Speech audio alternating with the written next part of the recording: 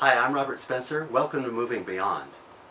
Back in the 1930s, Moshe Feldenkrais observed that healthy organisms had the capacity to recover from shocks. Later he'd remarked that this is a very different indicator than the standard medical measure of health, namely that if you're not sick, you must be healthy. He was talking about resilience. As in many other matters of human functioning, Moshe was far ahead of the science of his time.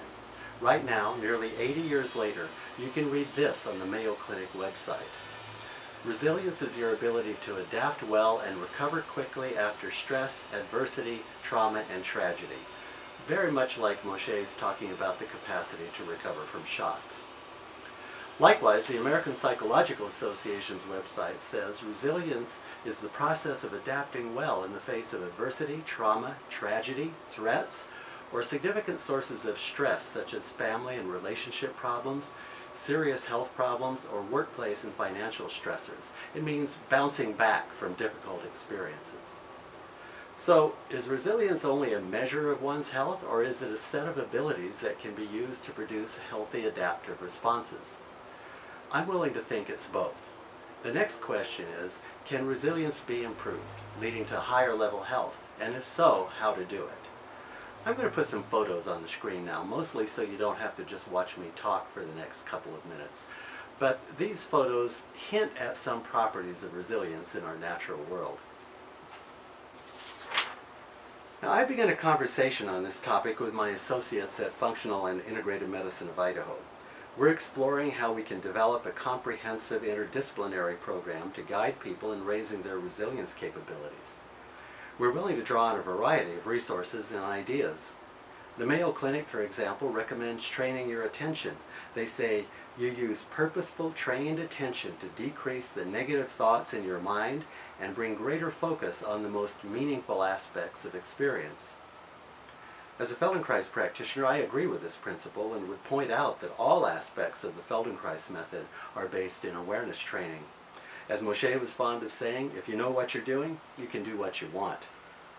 We should be able to find out, through attention and inquiry, how our thoughts, feelings, sensations, and actions contribute to resilience or block our recovery. The American Psychological Association is researching methods to train resilience with soldiers in the U.S. Army. We probably won't know the results of those studies for some time, but they're likely based on factors of resilience the APA has already identified.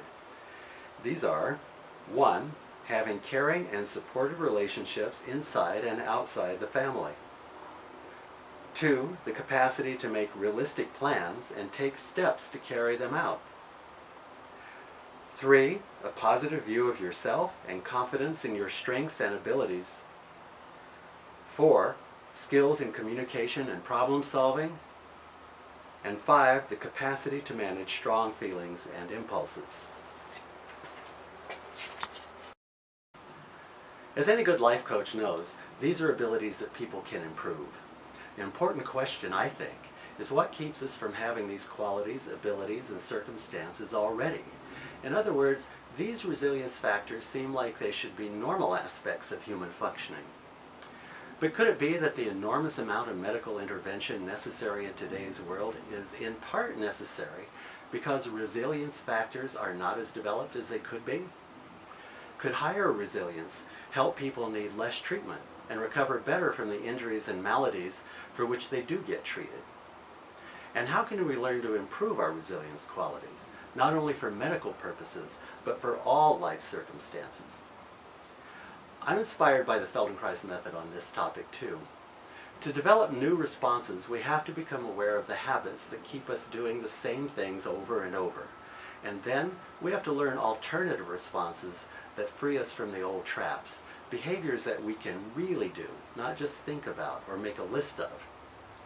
Only when we have real, available alternatives can we inhibit the often limiting habitual responses in behavior, perception, and emotion that keep us from responding with freedom and creativity we need to cope with changing circumstances. As we make progress in our discussions in developing this comprehensive approach to the topic of resilience, I'll keep you posted. Meanwhile, live long and prosper, my friends.